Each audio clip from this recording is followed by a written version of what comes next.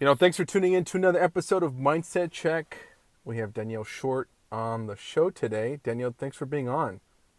Thanks for inviting me, David. Our conversation offline is always great, and I really wanted to capture some of that, that conversation on our podcast and then in this specific platform. The title is Why Resourcefulness is the Key to Unlocking Your Potential. Like, you have just this great energy about you, confident yet very approachable, and I love to dive in and kind of see how you were able to create that for yourself, because that's not always the case for people. Even if you're successful, some people tend to even shy away a little bit, but you have this very like I said, very you're able to connect with people, build rapport, but you have this very centered and confident way about yourself. And so I just wanted to dive into that with you and see where that all started and kind of how you navigate the day. I've dealt with this, and you can share as much as you want, but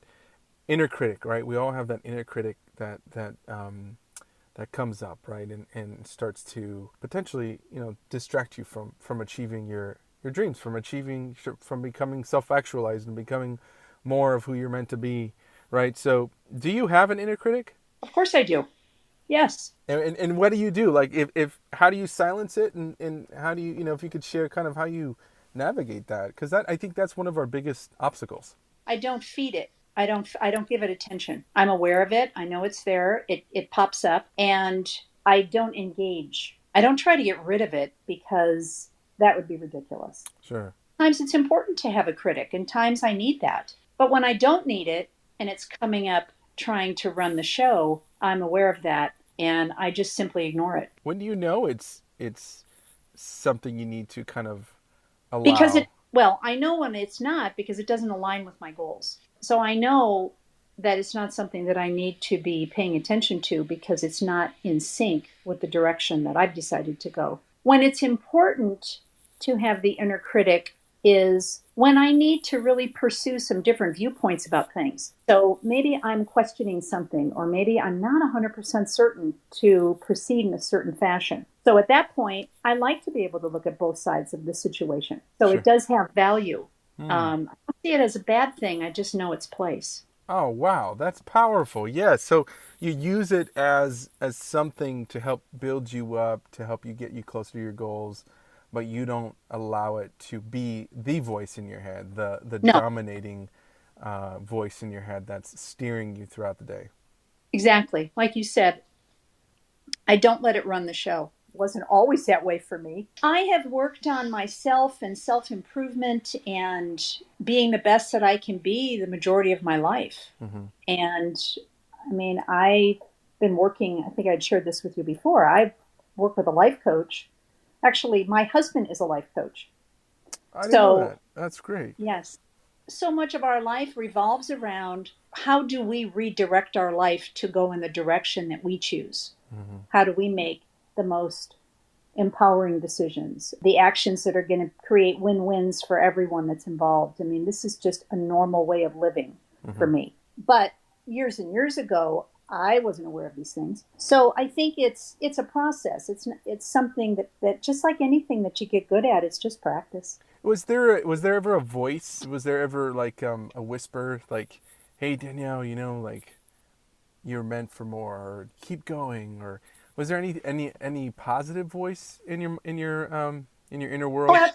definitely. It's driven me. Hmm. It's driven me to reach for the things that I want and the success that I've experienced. And but first and foremost, I think you have to start from a place of deciding what do you want? Hmm. Who do I want to be? Who do I want to be? That to me is the most important question. Who do I want to be? Who do I want to be as a person? Who do Hmm. I want to be as a wife? Who do I want to be as a mom, as a sister, as a real estate agent, as a grandmother? I have grandchildren. Who do I want to be? How do I want to show up in the world? As a fur baby mama, right? Because you have a new baby. I do have a little 5 month old puppy, Willa. She's adorable. Oh, that's awesome. Um, so yeah, there's a full amount of self reflection because I believe in the principle of be do have. Mm. You have to be something first Mm-hmm. before you start the doingness to have it. So I had to see myself as and see myself as a successful real estate agent. Sure. I had to create that idea of myself. Then I start the doingness of what does a successful real estate do. So then I start doing stuff, Right. promoting myself, communicating, talking to people, whatever that is, whatever that works for me. And then I have the experience. Yeah, because then once your identity is clear, then your actions, naturally your brain's going to start working and your actions are going to match your identity, right? That's right. And That's right.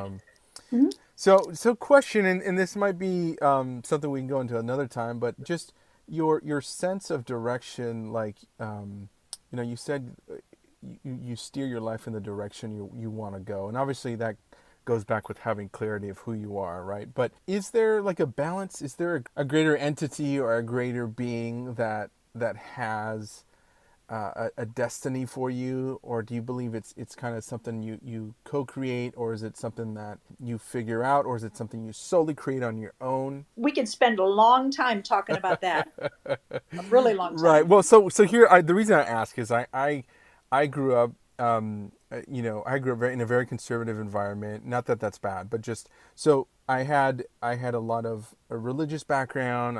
Both my grandparents, both my granddads were pastors, and so heavy church. And not that that's bad. It's just I feel like my beliefs are different than, let's say, probably some of the beliefs that my parents hold. And for me, I feel like God is guiding, but yet also allowing, right, for us to make choices and decisions. I'm always curious, like, what do other people believe? Because everybody has a different upbringing, a different environment. Sure. Like, We are all a part of God.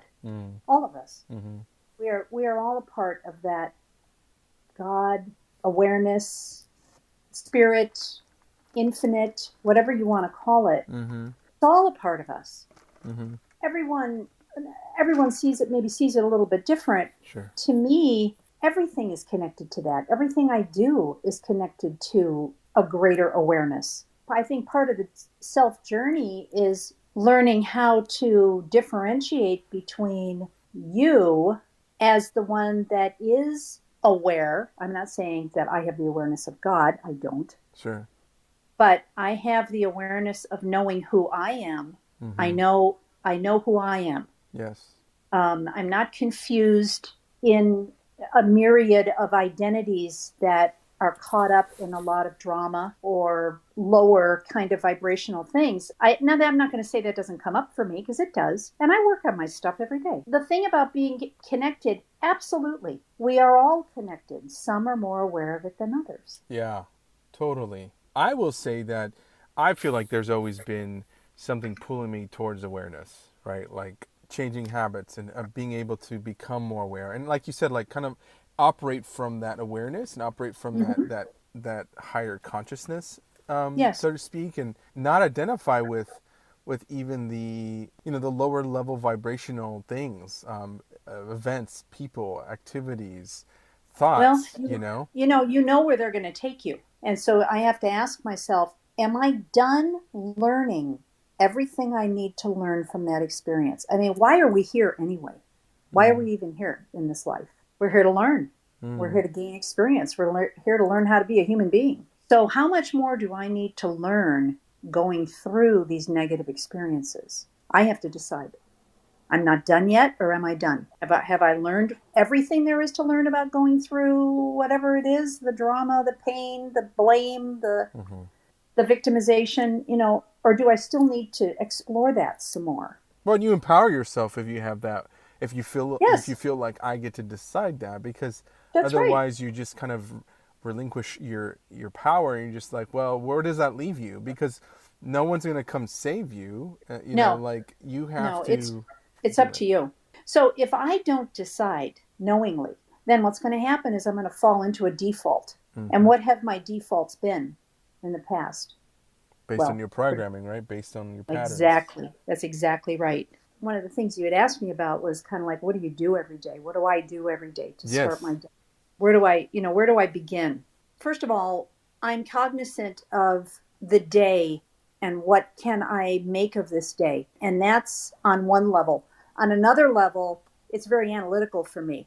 I'm a Mm. list maker. I need to do this. I need to call this person. I need to handle this. I need to go to this appointment. So I have a very organized, logical format that I Mm-hmm. follow. But in addition, I'm open to the flow of what life is going to bring for that day. Mm-hmm. As far as bringing all that into the concept in real estate, for me, real estate is just a continuous flow. I've been very fortunate. My business is consistent, but that's the way I see it.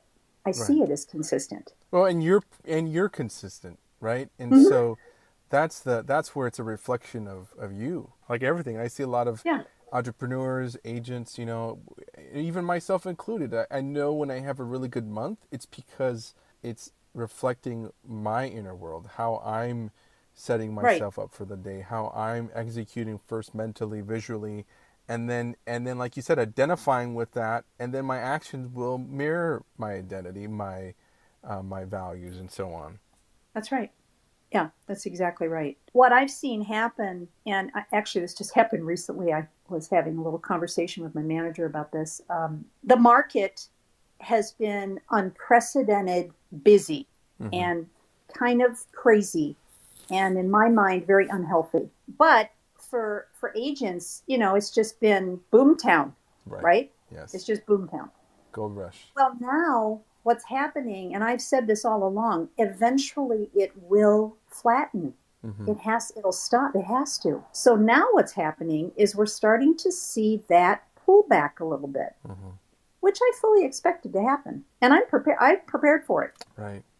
But Right. there are other top producing agents that are a little bit freaked out now. It's like, Sure. oh my gosh, what do I do? Here's the answer. First of all, the inner critic is wanting you to focus on panic and lack. No, that's not happening.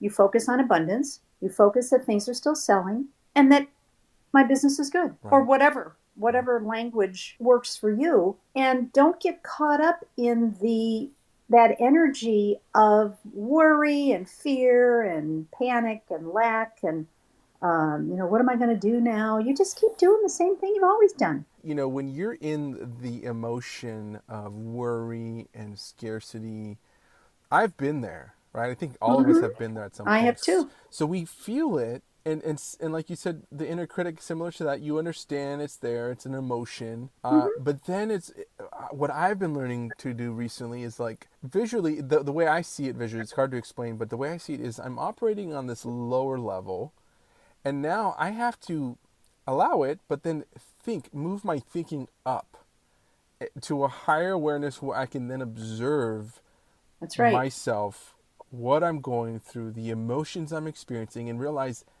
that isn't me. That isn't my reality. That is just something that's passing by, right? That's right. And if That's I can allow myself to do that, then I have a better chance at responding, not reacting, but responding to my situation. exactly right. That's exactly right, David. What I have found for me, falsehood cannot survive in truth.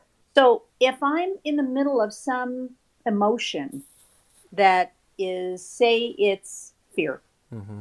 or lack or panic or whatever it is, or anxiety, what I have, and I can feel it, I Mm-hmm. feel it on my body. Mm-hmm. It's not just a mental idea, you feel it going Yes. on the body. So, what I've found that helps is I label it for exactly what it is. This is anxiety, and this is what it feels like on my body. This is Mm-hmm. it. Now, by doing that, for me at least, what it does is it kind of pops me out of it and goes, oh, that's what that is. And then it allows you to get out of it, I think, because like Exactly. sometimes when That's you right. when you identify too much with the emotion, then you're left there. You can't escape it, right? What's that old saying about just a degree of separation? It's just, Mm-hmm. you just need that 1 degree of separation where you can see it for what it is so that you're observing it, you're not listening to it. Yes. Like you said, observing it. Yeah. When Um, it sounds like you have a really good handle, and then obviously I'm sure you have the human element in your of experience, so you're course. gonna have those moments. But at least you get better at it, right? At least the time from when you feel it to the time that you overcome it is shortened over time, Yes. right? And it's, it's like I said earlier, it's just practice. Right. And I'll tell you what, life is very good at giving lots of opportunities for practice, Yes. until eventually it's just an automatic thing. You see it and you go, no, I know what that is. Right. I've decided not to go down that road. That doesn't align with who I am. So I'm not going down there. Yes. 100%. Then you start to realize it, and then you can pivot and Yeah. get to where you want to go faster, internally as well, right? Because again, then the Yes. internal world, your inner world is going to be reflected in your outer world. 100%. The objective is the physical world, and the subjective is what's going on in your head. And everything in the objective is created subjectively. That's powerful. That's powerful. Yeah. And then, that just gives you an empowering position to be like, okay, I can choose my inner Mm-hmm. world. I mean, I've been there where you're just kind of like, I don't feel like I can ever escape this emotion. And so I love talking about it, because then I feel like others who are listening who may be experiencing it can also elevate above that emotion and Yeah. feeling, and then like you said, steer yourself in a different direction. As of right now, what's a theme in your life, or what's kind of a overarching kind of value that you hold, that's kind of your rock as you go into your week, as you go into a presentation, as you go into anything that causes you to maybe like get nervous a little bit, or maybe get feel some of the negative emotions, but then you pull yourself back because you remember something. Gratitude. Remaining in a state of gratitude for whatever comes up. Being grateful for the experience. What can I learn from this? How is this helping me grow as a person? What does this reveal about me? Being grateful for everything. I think that, I think most people have been through hard times in their life. They've gone through difficult situations. I certainly have. And sometimes when you're at your lowest low, the only thing that you can do to get out is to just accept it, and then move from acceptance to a place of gratitude. So every day, I intentionally decide that I'm grateful. And at night, when I go to bed at night, I say it. I thank you. Thank you Mm-hmm. for the life I have. Thank you for the wonderful things I have in my life. And thank you for the situations that are going on that might not seem so wonderful, because I know I'm going to get through it. I'm going to learn a valuable lesson. And it's just evolving me as a person to a better place. Right. So I would say the theme, the value, the way that I've decided to approach life is through, as I said, an attitude of gratefulness. And it sounds simple, but does it have to be complicated? Right. Well, absolutely. I mean, that's such a valid question, right? Like, well, why do we have to complicate it? I mean, it's Yeah. beautiful how you articulated that. It's basically getting to a point of neutrality, and like, okay, this is Mhm. happening. You don't have to hate it, you don't have to love it, but just get to a place where you're neutral about it, like you've accepted it. And Yes. then at that point, it's almost like you let the barriers down, and then you move yourself towards gratitude. And that's Yeah. beautiful. I mean, how could you not, um, move towards a state of bliss when you're in gratitude? Well, Danielle, thank you so much. That was so impactful. For me, it was so edifying. I appreciate you. Thank you for sharing your wisdom and your Oh, thanks, Dave. knowledge and being You too. vulnerable. And I appreciate you, and I hope to have you back on here again. Thank you for spending some time with me today. I would love to. I'd love to, David. It's Perfect. a pleasure. All right. Thank you. Thank you so much, Danielle. Have a good day. Okay. All right. You do the same. Bye. Bye.